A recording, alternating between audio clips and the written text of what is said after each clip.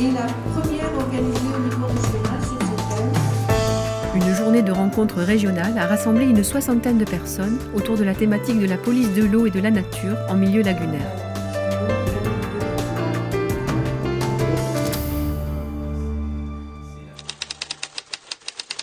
Notre mission sur les questions de police, c'est effectivement une mission de coordination, donc identification des enjeux régionaux, sur quoi faut-il avoir une priorité en matière de contrôle ou de protection, une mission de coordination des services et en particulier des directions départementales qui ont une mission de proximité, et une mission de coordination des établissements publics de l'État qui ont des missions de police sur l'eau et sur la biodiversité. Donc on est sur effectivement un rôle de coordonnateur et également un rôle permettant de faciliter, de dégager des expériences positives pour que les services progressent et que le résultat soit atteint, à savoir la protection des milieux sensibles.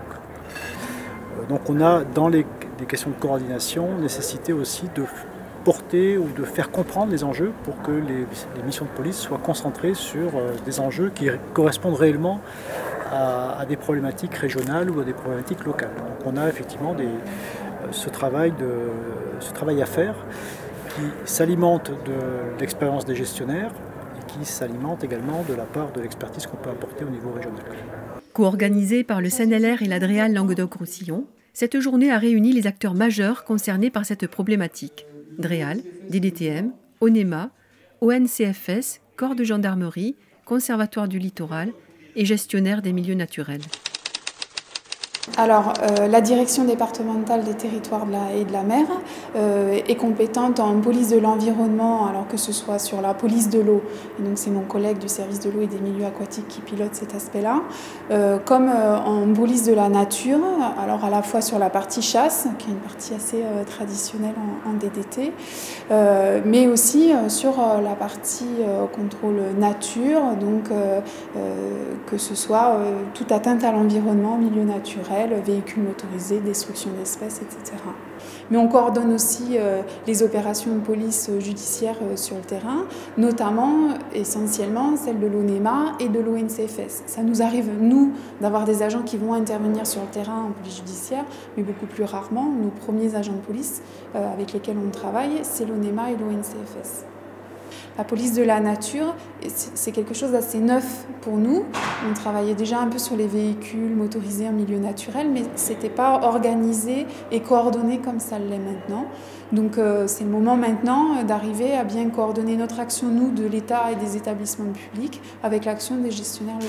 Et l'intérêt de cette réunion d'aujourd'hui, c'est bien ça, de partager ensemble et de décliner ensuite sur des réunions plus locales ces échanges-là. Alors, le rôle de l'Office, c'est un service public et c'est d'être au service des gestionnaires et du public pour l'application des lois et règlements. Et donc, comme ces espaces étant la plupart du temps des espaces protégés ou en tout cas sensibles, eh bien, on va concentrer plus particulièrement nos efforts de surveillance sur ces espaces-là. Enfin, si les gestionnaires ont envie que les choses avancent, il faut qu'ils nous préviennent. C'est eux qui savent quand est-ce qu'il y a du monde, c'est eux qui savent, ils vont peut-être nous dire c'est le soir à partir de la tombée de la nuit, auquel cas on met en œuvre des actions un peu particulières, mais c'est principalement eux qui doivent nous dire. Nous, on ne peut pas, il y a 15 agents sur le département, on ne peut pas savoir tout ce qui se passe partout. La problématique de l'environnement, nous intervenons, je dirais, quotidiennement, que ce soit pour protéger par exemple la ressource au niveau des poissons, la pêche dans les 3 nautiques pour les chalutiers par exemple, au niveau du braconnage. Dans les lagunes, il peut y avoir du braconnage aussi, le respect de l'environnement si vous roulez sur la plage, ou par exemple si on parle de civelles, choses comme ça, donc on intervient sur tous les domaines. La gendarmerie a participé aujourd'hui dans le cadre de la coordination des différentes administrations, puisqu'on travaille pour le même but, que ce soit au niveau pour le préfet si c'est la police administrative ou pour le procureur de la République si c'est la police judiciaire. Si pour le civil c'est difficile de savoir que fait l'Adréal, que fait l'ONEMA, que fait la gendarmerie maritime, la gendarmerie nautique, même pour nous quelquefois c'est pas toujours évident. Donc une journée comme ça permet de faire connaissance et de savoir quelles sont les compétences et les limites des compétences de chacun. J'ai eu récemment, sur l'étang de la Palme, besoin de travailler sur un petit plan de contrôle à l'échelle de l'étang entre les différents services de police, entre l'ONCFS et la gendarmerie maritime et la brigade nautique. Et je me suis rendu compte à cette occasion-là que c'était quelque chose d'assez compliqué, qui fait intervenir différents corps, mais pas du tout les mêmes compétences, et j'avais vraiment besoin d'éclaircissement là-dessus. Mais l'idée, c'était effectivement d'avoir en plus là, à la fois les corps de police et les services de l'État qui sont chargés de l'organisation des plans de contrôle, pour essayer de comprendre comment ils travaillent ensemble, comment ils ont juste commencé à travailler ensemble, puisque c'est assez récent, et voir quelle pierre on peut amener à l'édifice, nous, en tant que gestionnaires. Il y a pas mal de liens au jour d'aujourd'hui qui nous unissent donc avec l'ensemble des corps de police qui peuvent intervenir sur les espaces naturels, donc à savoir police municipale, gendarmerie, Office national de la chasse et de la faune sauvage, l'ONEMA, avec lesquels on a de très bons rapports aujourd'hui et qui nous permettent d'être plus opérationnels sur le terrain, de faire appel à eux lorsque c'est nécessaire. C'est très important donc d'avoir ce partenariat, je pense, d'un point de vue local, parce que tout simplement, ça permet de mutualiser des moyens,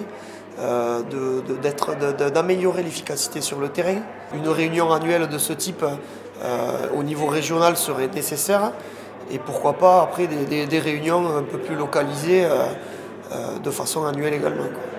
Alors une journée comme aujourd'hui, c'est effectivement une marche qu'on peut franchir, à la fois pour mieux se comprendre, et on aura quelques conclusions dans cette journée qui nous permettront de progressivement avancer dans les techniques, dans l'organisation et dans plus d'efficacité, je pense, pour la protection de ces musées.